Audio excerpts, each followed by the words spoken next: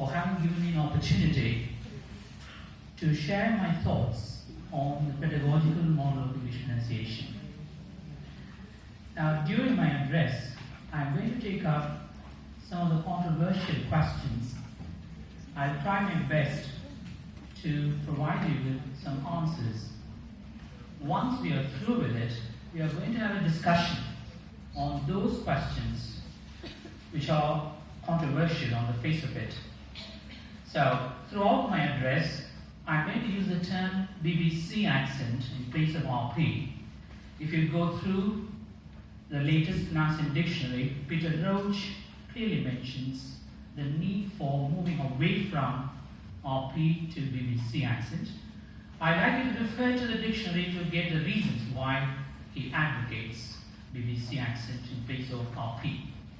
So now I'm going to divide my speech into three parts. The first part, I'll be dwelling on the evolution of BBC accent and how it has become a pedagogical model throughout India, I would say throughout the world. Then I'm going to take up some of the fundamental questions which actually make the BBC accent become a pedagogical model of English pronunciation.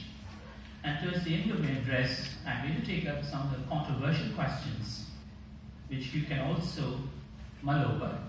And then I will conclude my address.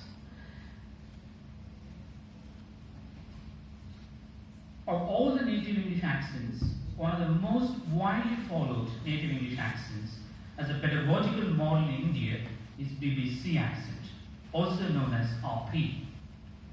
At the outset, I'd like to dwell on the evolution of BBC accent before I take up some of the fundamental questions like, why should we need a pedagogical model of English accent in the first place? Why is it that we've been following BBC accent as a pedagogical model in India when other native accents like General American English pronunciation or Australian English pronunciation can also be potentially pedagogical models of English pronunciation? Why not we adopt a non-native English accent like General Indian English or GIE as a pedagogical model? Let's briefly look at the evolution of British English accent. In 1917, Daniel Jones came up with the English pronunciation model known as Public School Pronunciation, PSP, which is largely based on everyday speech in the families of southern England. However, in 1926, he abandoned the term PSP in favor of received pronunciation, RP, which refers to the educated pronunciation of London, especially the upper class speech. While bringing out the 13th edition of English Pronouncing Dictionary in 1977, A.C. Ginson observed that the term RP is a convenient name for the accent which remains generally acceptable and intelligible within Britain. However, in recent editions of Cambridge English Pronouncing Dictionary, Peter Roach abandoned the term RP in favor of BBC accent or BBC English. According to Peter Roach, the archaic name received pronunciation is no longer used. The model used for British English is what's referred to as BBC English or BBC accent. Let's turn to some of the oft-repeated questions which I mentioned earlier. Should we need a pedagogical model of English pronunciation at all? To my mind, the answer is a resounding yes. That leads us to the next question. Why do we need a pedagogical model of English pronunciation? The first and foremost reason why we need a pedagogical model of English pronunciation is the need for a consistent and reliable reference without which teaching English pronunciation could become a nightmare. If only we were to know from the spelling exactly how an English word should be pronounced, we wouldn't need a pedagogical model of English pronunciation in the first place.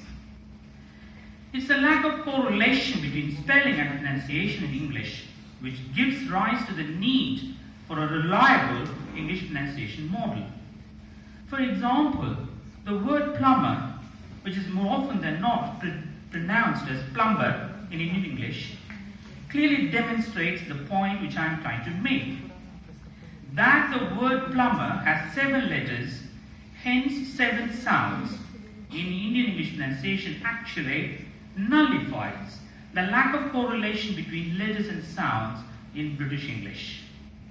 When the word tortoise is widely mispronounced as tortoise, which you are familiar with, there is no way we can verify the actual pronunciation of the word tortoise unless we have an objective, empirical and verifiable reference.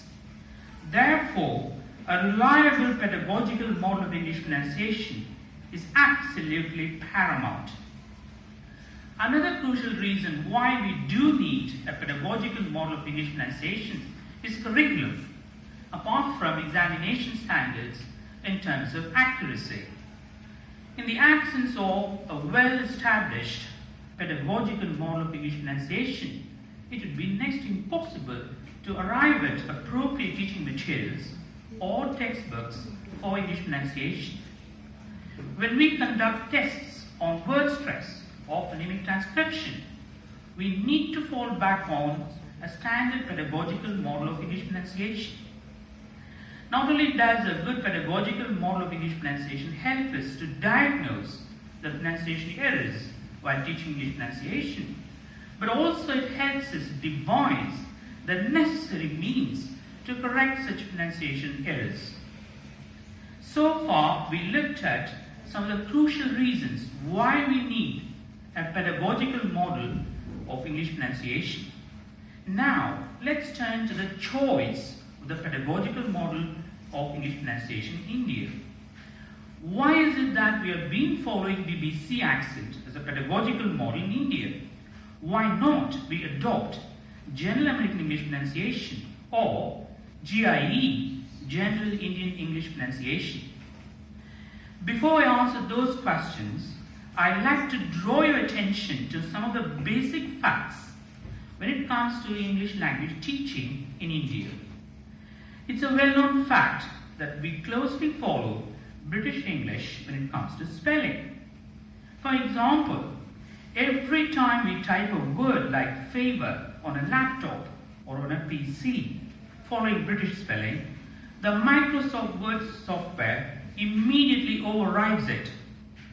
Still worse, the British spelling is underlined in red, as if to say it's a mistake or a non-standard spelling. Despite the fact it's underlined in red, we override the software and retain British spelling at all costs. We just don't give in. We strictly hold on to British spelling. It merely shows we have zero tolerance for spelling mistakes. What about English grammar? It's the same story. We strictly follow British English grammar. For example, the use of present perfect tense with an explicit time reference is considered ungrammatical in British English. For example, the sentence, John has left for Delhi yesterday, is considered ungrammatical in British English. Whether we say John has left for Delhi yesterday or John left for Delhi yesterday, the intelligibility of the sentence is not altered. Nonetheless, we strictly adhere to the British grammatical rules. We have very little tolerance when it comes to grammatical mistakes. How about English usage? We follow British English usage. Any inappropriate or wrong British English usage is frowned upon, signaling little tolerance. However, when it comes to following BBC accent, we are bombarded with numerous questions, some of which turn out to be cynical. Let me highlight a couple of questions which I frequently come across. Why is it that we still hold on to BBC accent in India when very few people in India actually speak English with BBC accent? why not we replace it with Indian English pronunciation? Why should we speak English with a foreign accent? Why not we speak English with an Indian English accent? To me, it's all about one's attitude towards BBC English accent. When we present BBC English accent as a pedagogical model in the classroom, we merely try to encourage the students to approximate BBC accent as far as possible, which will in turn help them attain international intelligibility. We can have endless arguments over the choice of a pedagogical model until the cows come home. But the bottom line is all about consistency and accuracy. We cannot possibly say that on the one hand we follow British English spelling and British English grammar, on the other hand we follow general American English accent or Indian English accent.